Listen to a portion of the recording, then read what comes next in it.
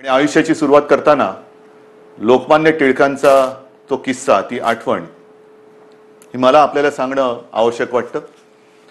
स्वातंत्र्याची लढाई जेव्हा सुरू होती, लढाईच होती ती, अर्थातच लढाई, मोठी लढाई. आणि लोकमान्य मंडालेच्या तुरुंगात किती वर्ष होते, कशा पद्धतीत होते, त्यांनी त्या तुरुंगात काय काय गीता रहस्य वगैरे या सगळ्या गोष्टी आपल्याला कल्पना आहे. पण सुटून आल्यानंतर त्यांना काही जणांनी विचारलं की आता पुढे काय, आणि त्यांनी सांगितलं पुनश्च हरिओम. पुनश्च हरिओम म्हणजे काय की पुन्हा एकदा आयुष्याला सुरुवात करतो आहे, लढाईला सुरुवात करतो आहे. तशीच आपली ही मिशन बिगिन अगेन, किंबहुना पुनश्च हरिओम सुरुवात करायची आता आपल्याला.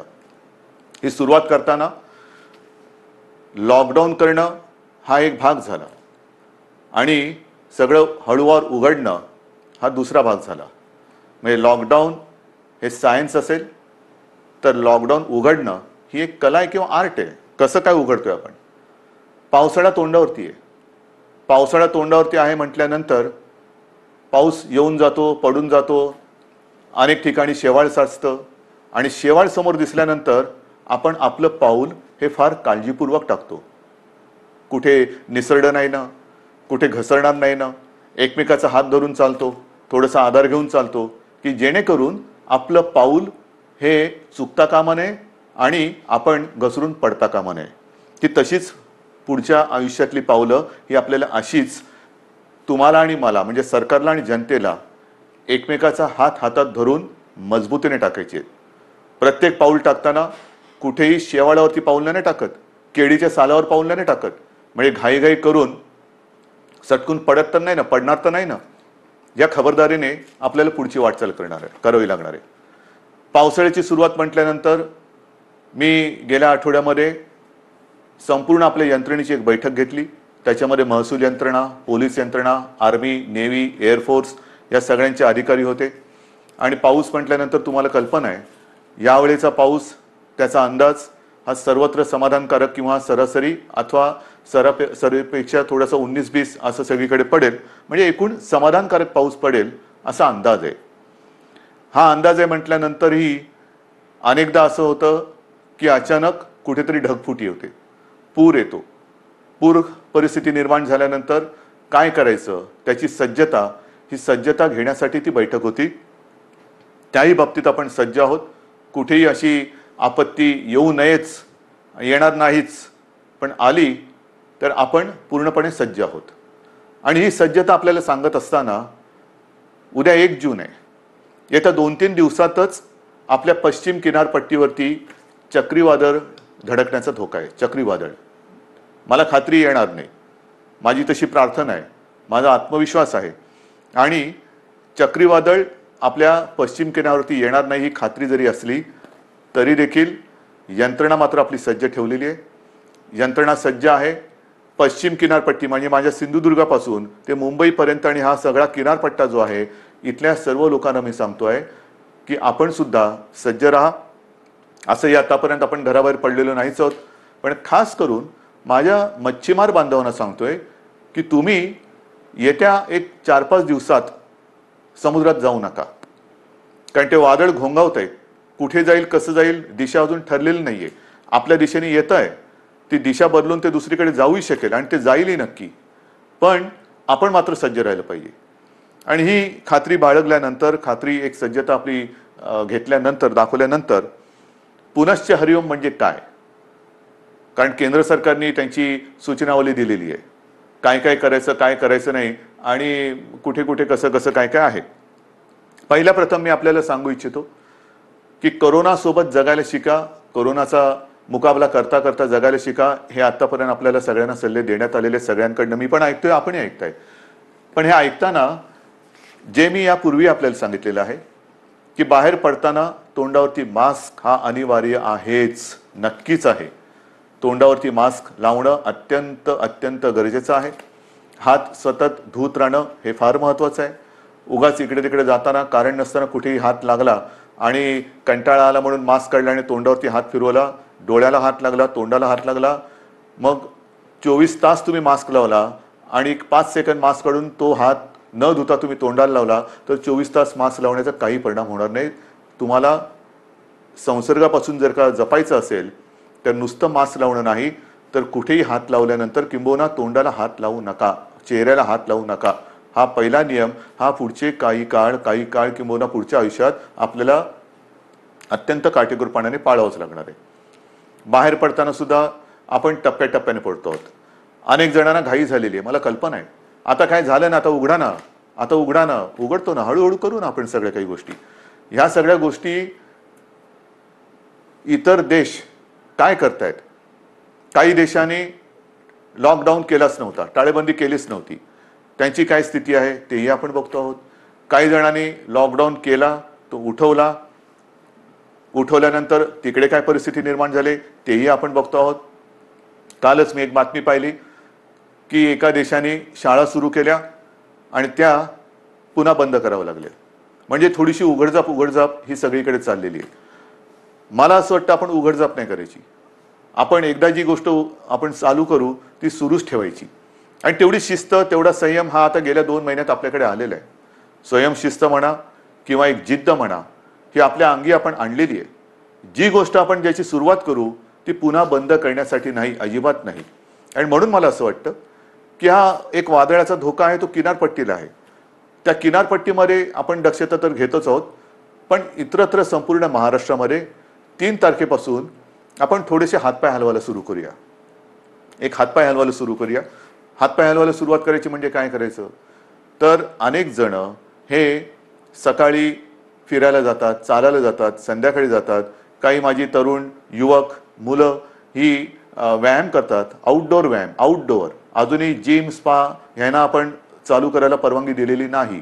जिथे गर्दी होऊ शकेल त्या गर्दीला परवानगी अजूनही दिलेली नाही. कोणत्याही सभा समारंभ आणि एकत्रित येण्याला परवानगी नाही.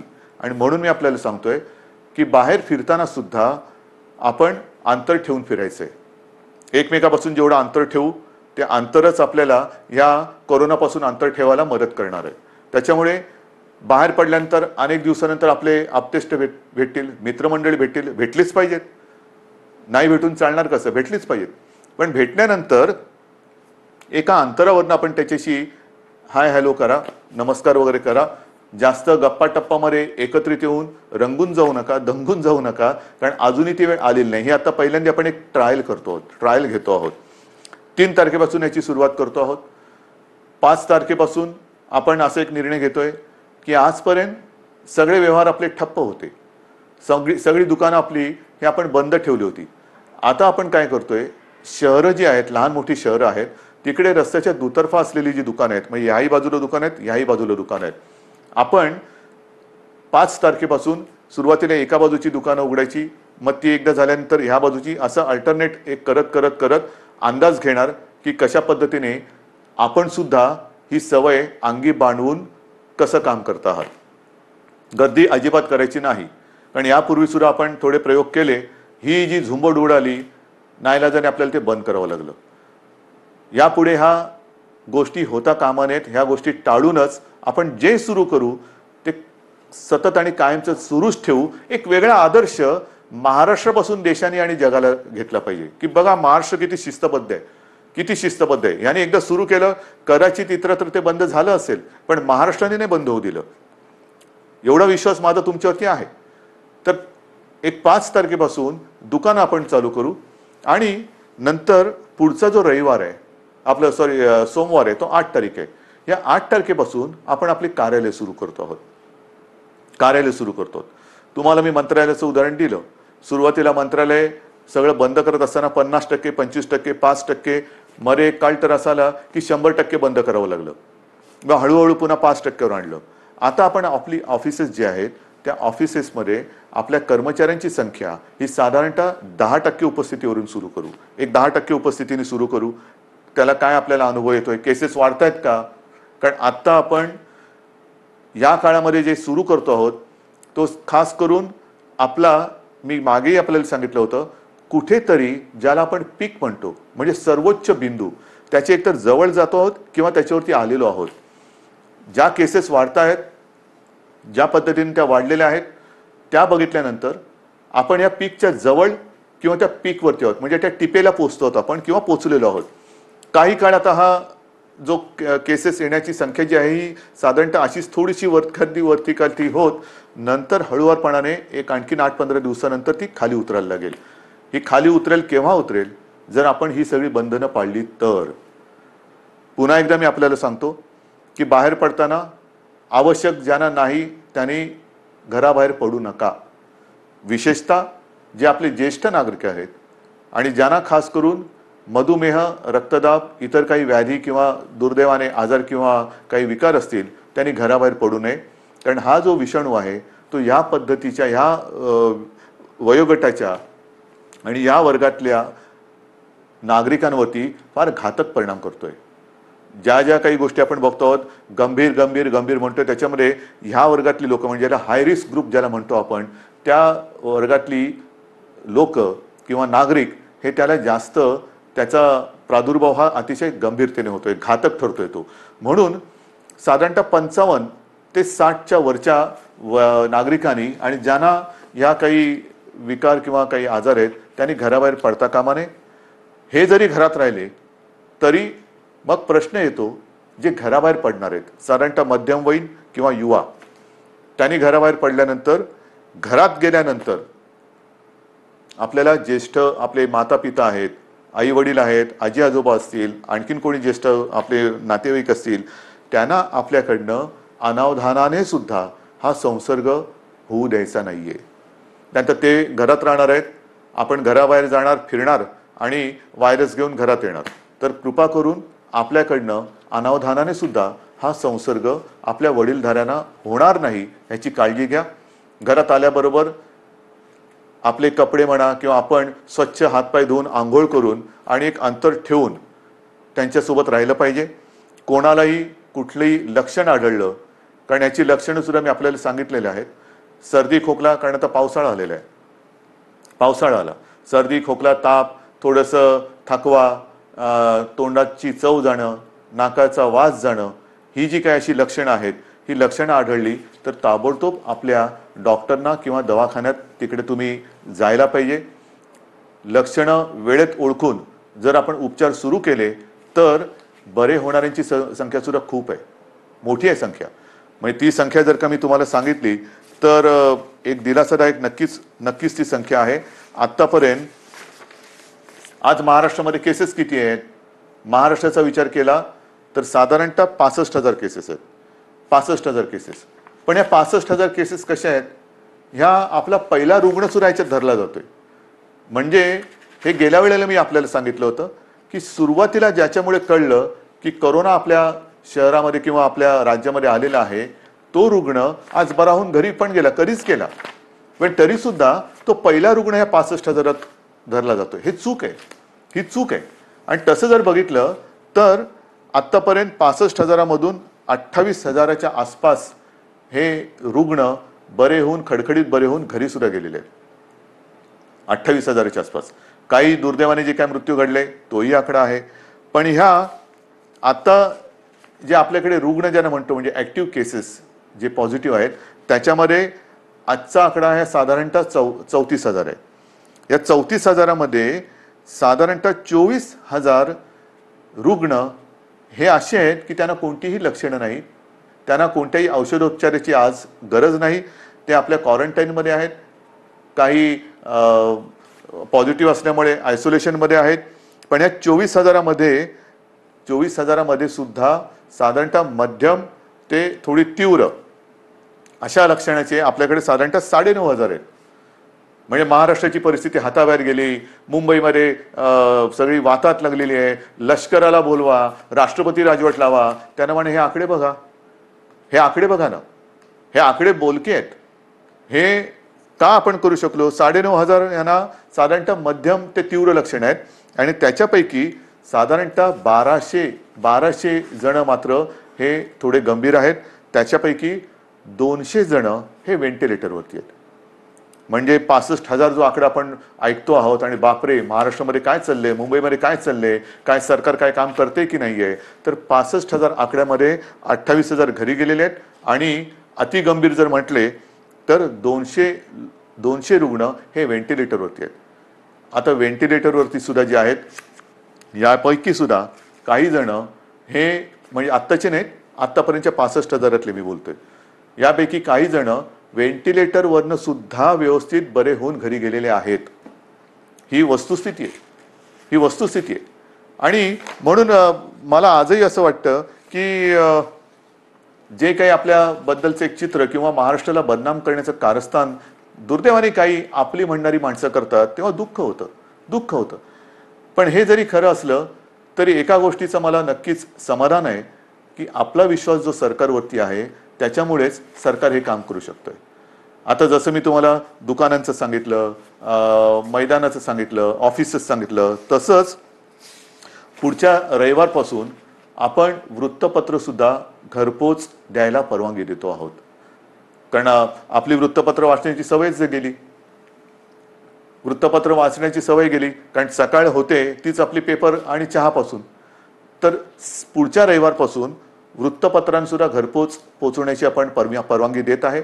पण ही परवानगी देताना एक गोष्ट मात्र दक्षता घ्यावी लागणार. मी वृत्तपत्र विक्रेत्यांशी मी बोललेलो आहे आणि त्यांना मी सांगितलं की वृत्तपत्र विक्रेते जी आपली मुलं आहेत ती सुद्धा मुलं आहेत, त्यांना सुद्धा आपण काळजी घेतली पाहिजे, त्यांची काळजी घेतली पाहिजे. त्यांना देखील आपल्याला मास्क द्यावा लागणार, त्यांना एक हँड सॅनिटायझरची बाटली द्यावी लागणार. वेळोवेळी त्या मुलांनी सुद्धा आपले हात हे धुत राहिले पाहिजेत, तोंडावरती मास्क हा कायम ठेवला पाहिजे वृत्तपत्र वितरण करताना. आणि अशा पद्धतीने वृत्तपत्र सुद्धा वितरण करण्याची परवानगी आपण पुढच्या रविवारपासून देत आहोत. मैदानाची परवानगी मी तुम्हाला सांगितलेली आहे. सार्वजनिक ठिकाणी आपण फिरायला जाऊ शकता, व्यायाम करायला जाऊ शकता आणि ती वेळ आपण पहाटे 5 पासून संध्याकाळी 7 वाजेपर्यंत अशी मुभा ठेवलेली आहे.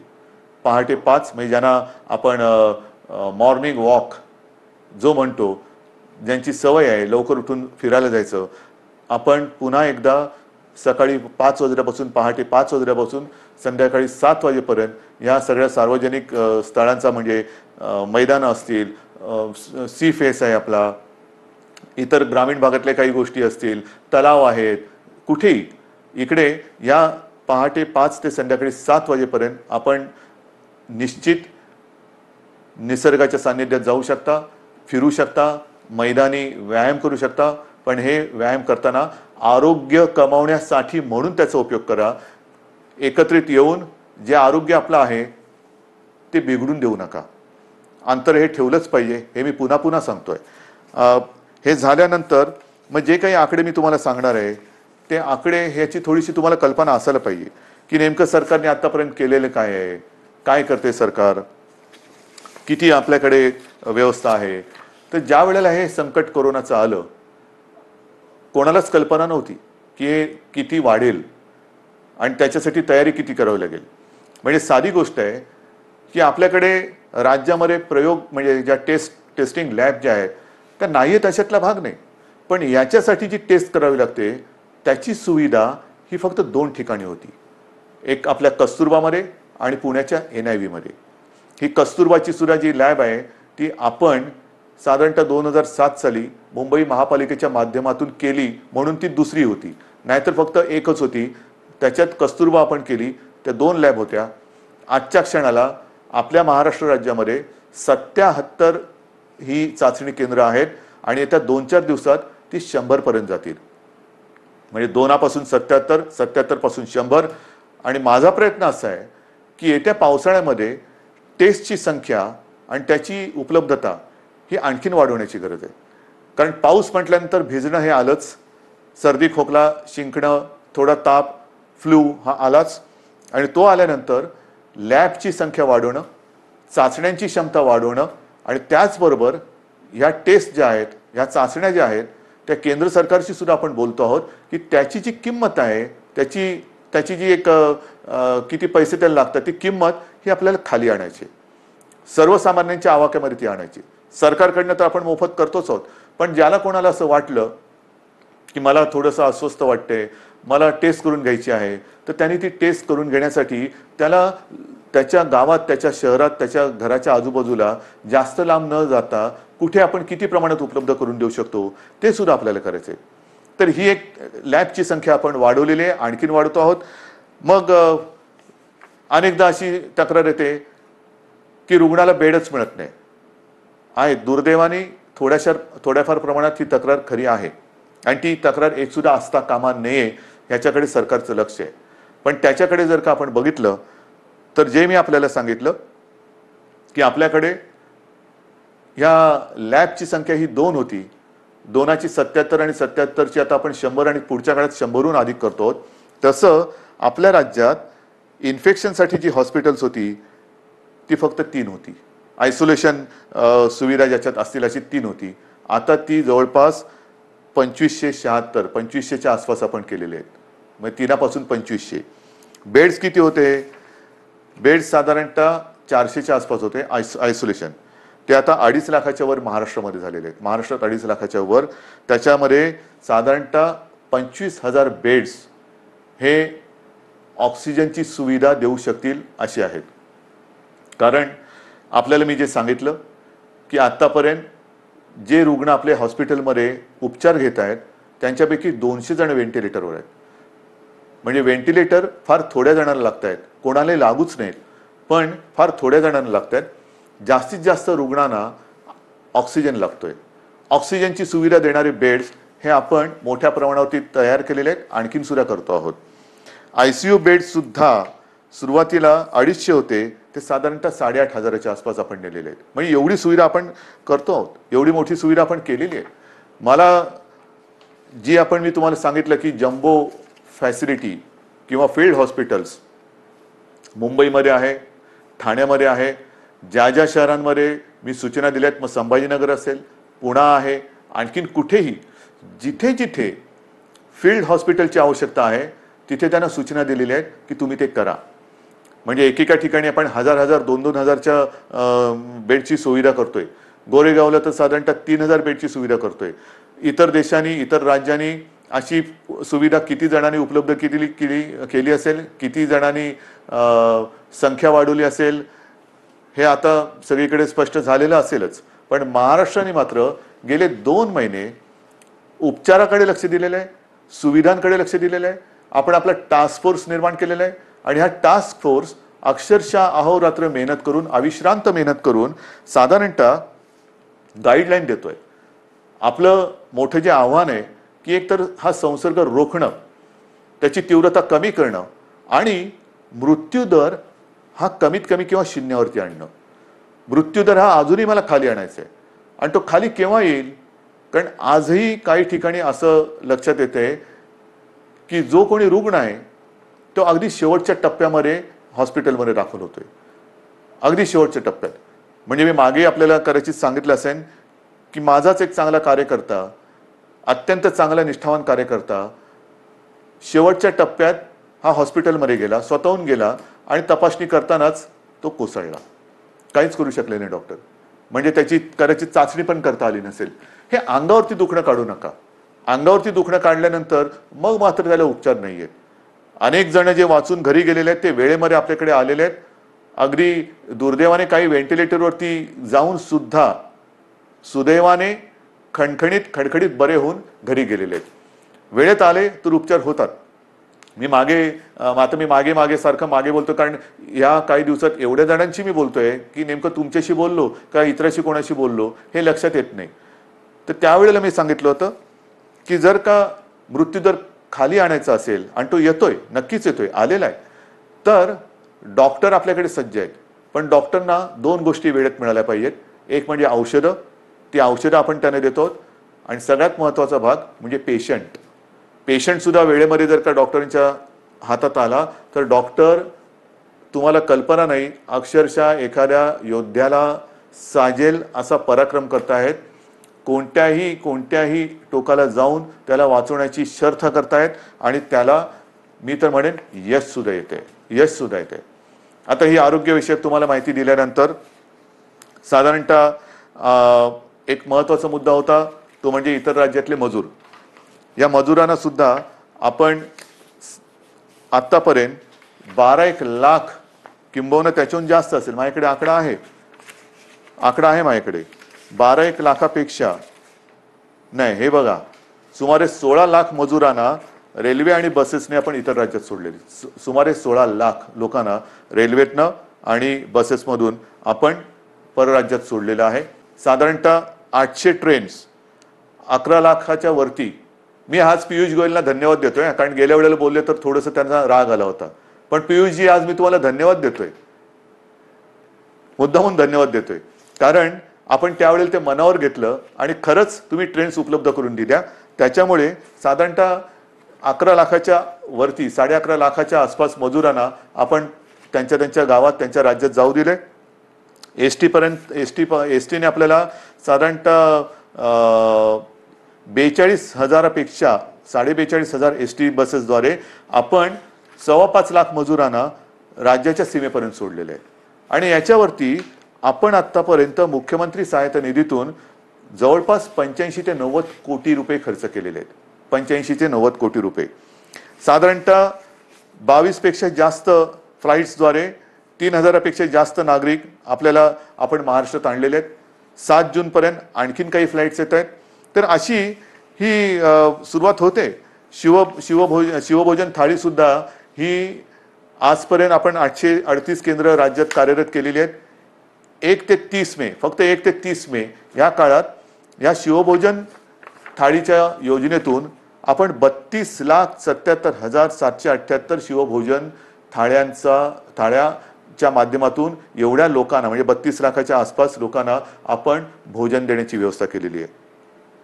मुख्यमंत्री सहायता निधीत आतापर्यंत 352 कोटी रुपये आपण संपूर्ण आले. त्याच्यापैकी 111 कोटीपेक्षा जास्त हे कोविडसाठी आपण खर्च केलेला आहे. आणि या सगळ्या गोष्टी चालू आहेत. उद्योगधंदे सुरू होत आहेत. 7.5 लाखापेक्षा जास्त मजूर हे कामावरती आलेले आहेत.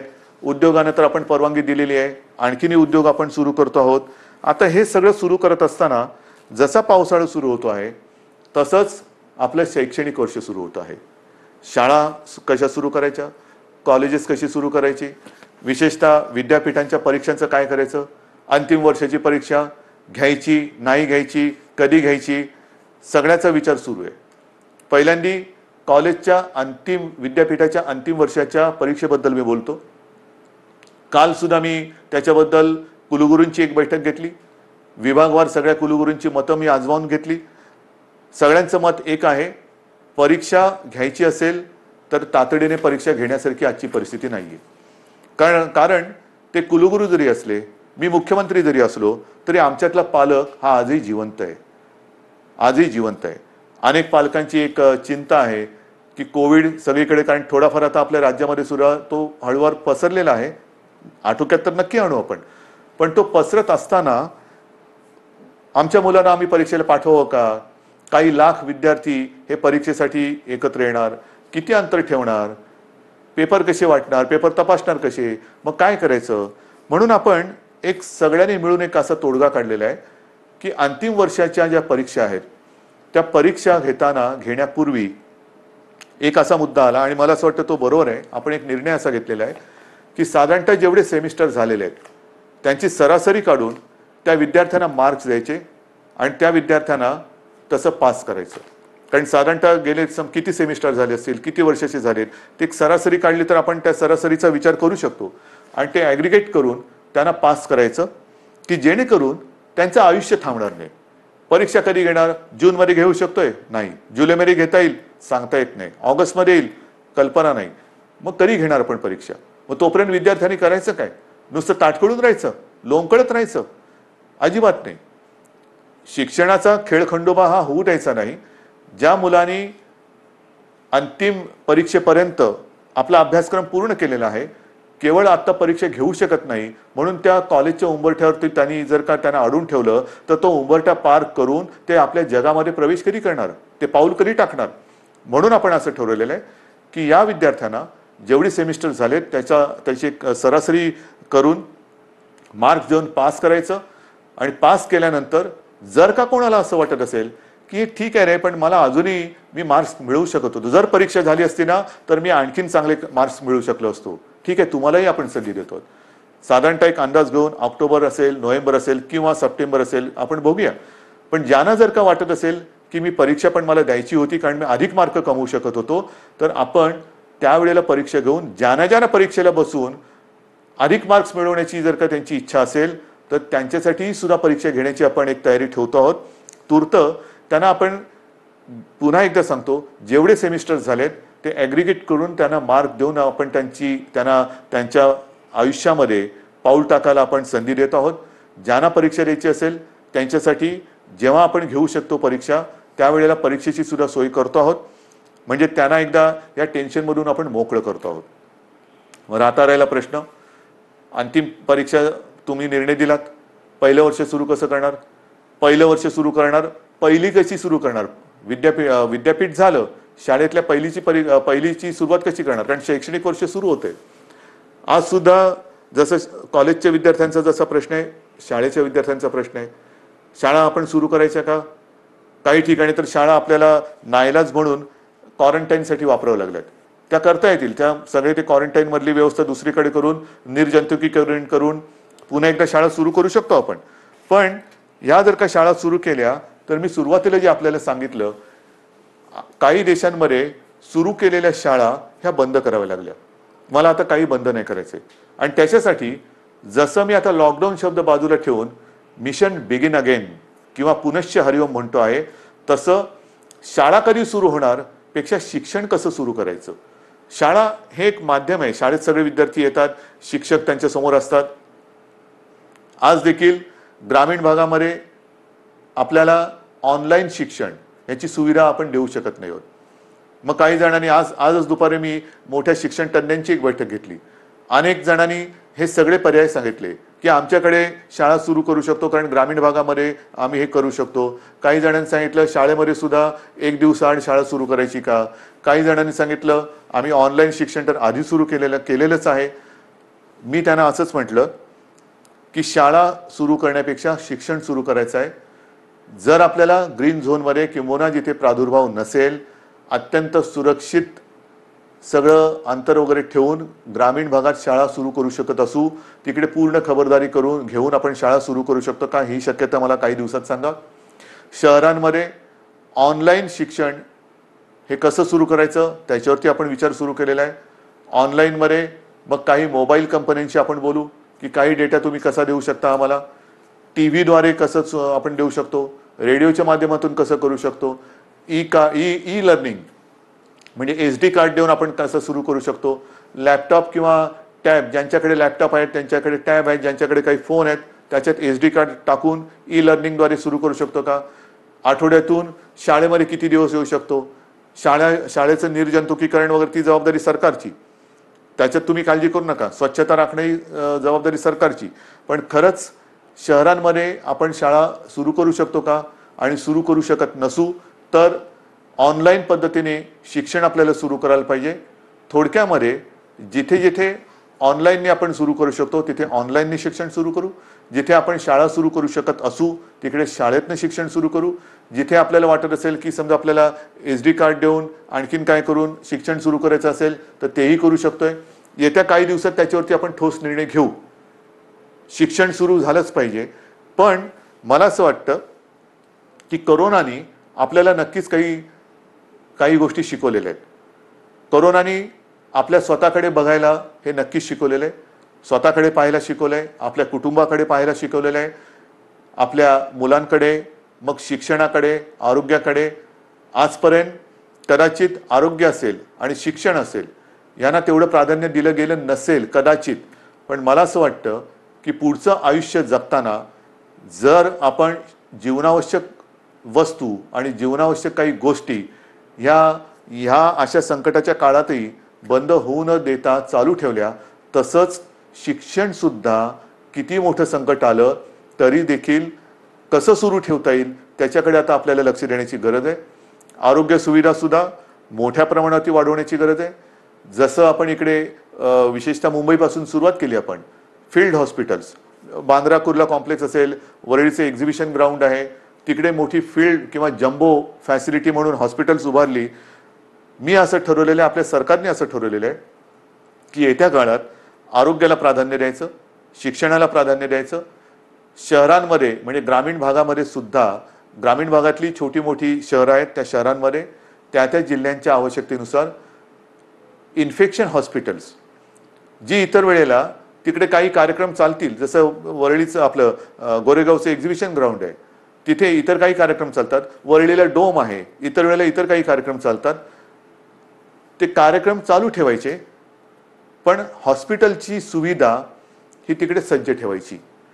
जर गरज लागली तर तिथे 2 ते 3 दिवसात हॉस्पिटल उभारता आलं पाहिजे. उभारता म्हणजे सगळ्या सुविधा ज्या आहेत, म्हणजे बेड्स या सगळ्या पटपट मांडून हॉस्पिटल सुरू होईल. इतर वेळेला लग्न सराई असेल, प्रदर्शनं असतील, कृषीची प्रदर्शनं असतील, इतर काही कार्यक्रम असतील, सभा समारंभ असतील, त्याच्यासाठी ते वापरले जातील. पण आरोग्य सुविधा मात्र जेव्हा गरज लागेल तिथे कमीत कमी वेळेत त्या आपल्याला उपयोगात आणता येतील, अशा पद्धतीने राज्यभर आरोग्य सुविधा सुद्धा आपण निर्माण करणार आहोत. एकूणच जे मी आपल्याला सुरुवातीला बोललो होतो की आपण खबरदारी घ्या, आम्ही जबाबदारी घेतो. आता खबरदारी आणि जबाबदारी दोन्ही एकत्र करण्याची वेळ आलेली आहे. जबाबदारी सरकारने घेतलेली आहे, खबरदारी आपण घेतलेली आहात. आता खबरदारी आणि जबाबदारी संपूर्ण वाट आपली ही असं समजा की निसरडी आहे. एकमेकाचा हात हातात धरून दोघांनाही कुठे धोका होणार नाही. म्हणजे सरकारला तसं नाही, सरकार तसं पडूच शकत नाही. तुम्ही सोबत असल्यानंतर तसं सरकार कोणी पाडू शकत नाही. मला सरकारची चिंता नाहीये.